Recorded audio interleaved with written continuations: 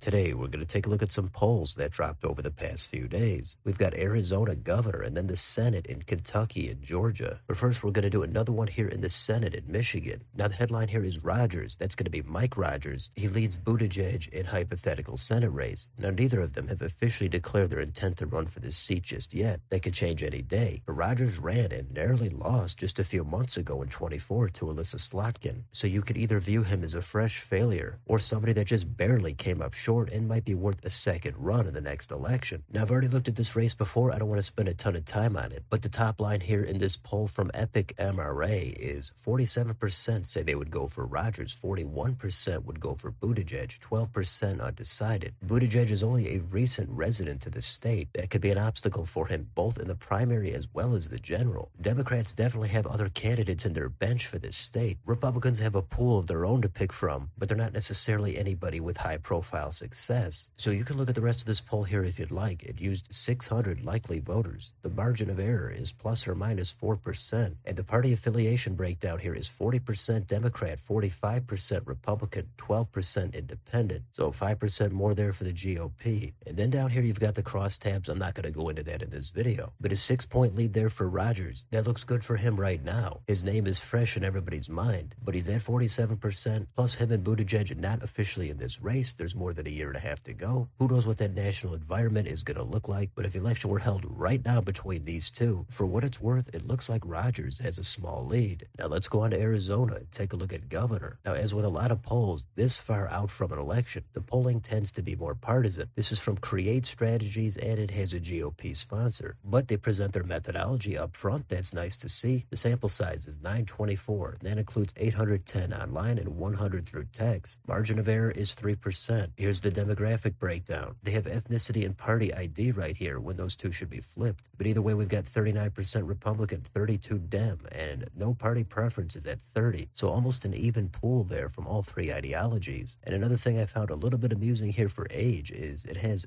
50 to 120. I think they could have just put 50 plus. That would have worked, but they're going to cap it at 120 because I guess there's enough people over 110 in this survey. After that, we're going to go down here past this executive summary. And while we do that, this governor's race is not an open seat. This is going to be Katie Hobbs, the Democrat, and Republicans are going to be lining up to take her down. But in 22, Carrie Lake was defeated by Hobbs. So how about this? We've got right direction and wrong direction for the state. Right now, only 14% say right direction. 63% say wrong direction. On the right here for post-election, the numbers looked a lot better for the state. So according to this, it looks like people absolutely hate the direction the state is going. What about job approval rating? Well, on the circle here, I wish the shading was a little bit better, but Trump's approval rating here is clearly above water. 47% strongly approve, another 9% somewhat, 38% strongly disapprove, and it says 50% of no party preference voters approve of Trump's performance. So Trump not looking bad here so far in the Grand Canyon state. Now, what about the head-to-head matchups? Well, here they use Congressman Andy Biggs for the Republicans against Hobbs. In this, he does lead by 1 point, 44 to 43. 13% are not sure. Here, Hobbs has almost all the Democrats behind her at 94%. Andy Biggs is pulling in just 88% of Republicans. Independents or no party preference do break for Biggs. So only in the low to mid 40s, I don't think that means a whole lot. But the one thing Biggs has going for him is his name ID should be a little bit lower than Hobbs, who's the sitting governor. But then there's another matchup here, and that's Hobbs against Karen Taylor Robson. She came in second place in the primary to Carrie Lake back in the last election. Here, Hobbs is up by 240 to 38. Now, apparently Trump has already endorsed Taylor Robson, so there could be another big battle for the Republicans in this primary, and that's just with Biggs and Taylor Robson. Plenty of time for another high-profile Republican to get in on the action. Now, what about favorability ratings? Well, we've got all three of them right here. Again, I wish the colors were a little bit easier to see, but Katie Hobbs is underwater. She's at a 41% approval rating, 56 disapprove. Andy Biggs and Taylor Robson, their approval ratings are going to be less useful because their name ID is way lower, and there's a lot more voters that are just not sure. And then here's a party breakdown of those approval ratings. So it looks like Biggs does do a lot better than Taylor Robson with his base of Republicans. So this should be another great race. All the action of the primary is going to be on the side of the GOP, and this is a very flippable seat, but Hobbs is going to have the incumbency advantage. Plus, the national environment might lean blue, but her approval ratings are low, and Trump won this state comfortably. So we'll see what happens. Let's move on to Kentucky and look at that U.S. Senate primary for the Republicans. Well, as of now, incumbent Mitch McConnell has still not yet announced his retirement. environment for that upcoming election next year. It's almost impossible to imagine he's actually going to run again. But even if he does, at this point, I think he would get totally wiped out in a primary. Now, we had news of U.S. Rep. Andy Barr getting into the race this week, but this article also focuses on Daniel Cameron. He's considered a rising star. He's got the backing of Trump. He was already the Attorney General of the state, and he came up just short against Andy Beshear in the last election. So it's safe to say he's not at all going to be done with politics just yet. If he gets into the race, due to his name ID, I would guess he would be the front runner. So it remains to be seen if Cameron's going to get into the race, if Biggs would stay in the race. And plus, it's a red state, a host of other candidates could jump in. But if we go down here, this poll was conducted by Coefficient. That's a GOP pollster founded by a former Cameron consultant, so keep that in mind. But it does show Cameron with a 25-point lead over Andy Biggs in that GOP primary. Then they throw in a four-way matchup. It's Cameron, it's Barr, it's Kelly Craft, and it's Nate Morris. There, Cameron is at 37. Barr is in second place at 12. If you throw Representative Thomas Massie into the mix, then Cameron dips down to 32 and Massie pulls at 16. So Republicans have got to find the right candidate here to succeed McConnell. McConnell has been the establishment thorn in the side of Trump. He's voted against some of his cabinet nominees. And given how red the state is, the base is definitely looking for a strong upgrade to McConnell. So this poll used 1,298 likely GOP voters, but it was not conducted all that recently. This was from back in December. And they note here that Coefficient has a relatively low ranking from 538, and Cameron's name ID is at 96% among Republicans. That's extremely high. So take it somewhat with a grain of salt. This is not remotely set in stone. We're not even into the spring of 25 yet. But at this early look, it looks like Cameron would be the favorite if he decides to get into the race. Finally, let's finish things up in Georgia. Look at that U.S. Senate race. This is from the Tyson Group. Can't say I'm overly familiar with them, but he used 600 likely voters, and we've got a 4% margin of error. Now, this race is key because Democrat Jon Ossoff currently holds this office, but Donald Trump won the state in 24, and Governor Brian Kemp, he's popular, and he won re-election easily in 22. So if Republicans are looking to go on offense in the Senate elections next year, this is an absolute viable pickup. Now, here's the sample demographic breakdown. The one I'm going to point out here is Republicans at 42%, Democrats at 34%, and Independents at 24%. Now, as we go down here, you can take a look at some of the past recent election results. They were very close in almost all the races in 18, 20, 22, and 24. The widest one was Brian Kemp winning re-election in 22. So because Kemp has remained popular and he's term limited out of office after next year, he could decide to run for the Senate and give the GOP their best chance at flipping this seat. So first here, we've got Donald Trump's approval rating, and it's at 49 approve, 45 disapprove. So that's above water, but it's not great. Now let's look at the approval ratings for Georgia politicians. But Stacey Abrams ran in and lost 2 consecutive elections against Brian Kemp. Her approval rating is positive at 43-40. But Governor Kemp has stellar approval ratings. He's 17 points above water at 57-30. Then you've got Senator Warnock, who's 11 points above at 47. Jon Ossoff is 15 above at 43. And then it's going to be down from there, starting with Marjorie Taylor Greene, who's 16 points underwater at just a 27% approval. After that, the name ID starts to dramatically drop off. Now let's look at this head-to-head matchup between Kemp and Ossoff. If that happens, Brian Kemp leads by 7 points, 49-42. So that's got to be a big vote of confidence for Kemp to get into that race. The caution here is, even though Kemp has a clear lead, with independents, Ossoff still leads by 17, 49-32. So that is surprisingly a big gap. Now they've got 2 other matchups here. The second one is Congressman Buddy Carter against Ossoff. In this one, Ossoff's support goes up to 47. Carter is at 39, 13% unsure. Now that doesn't mean Carter cannot get his name ID up and make it a competitive race and even win, but it does mean that he's going to start off with a decisive disadvantage. And the last one here is going to be Marjorie Taylor Greene against Ossoff. And this, Greene is only at 39, Ossoff over 50%, he pulls in 51. I don't think Greene would stand a chance really against anybody statewide. She's just too polarizing and controversial outside of her northwestern Georgia congressional district. So there's a little bit more down below in this poll. It gets more into transgender issues, and for this I'm going to just keep it focused on the elections. So I do think Brian Kemp is more likely than not to actually run for this seat. If he does, Republicans could absolutely flip it, even if the environment is not necessarily favorable for them. If it's not Kemp, it would seem like Ossoff is going to be more favored to hold that seat. Anything could happen, but Republicans do have a potential ace up their sleeve if they decide to run Kemp. There's not a lot of places they can go on offense this cycle, but in this purple state, they do have a candidate that could get the job done. But I also can't count out Ossoff either. He's got a young energy and a new voice for this state that's become much bluer over the past decade and a half. So I think we'll leave it there for now, but that's a glance at some races in Michigan. Michigan, Arizona, Kentucky, and Georgia. So let me know in the comments. What do you think about any of these 4 races? Would Mike Rogers defeat Buttigieg in Michigan? Could Andy Biggs take down Katie Hobbs in Arizona? Is Daniel Cameron the favorite in Kentucky? And what's going to happen with Brian Kemp here in Georgia? Let me know down below on your way out. Don't forget to like, share, and subscribe. Join if you'd like to help support the channel. Hit the bell for notifications. Thanks for watching, and I'll see you next time.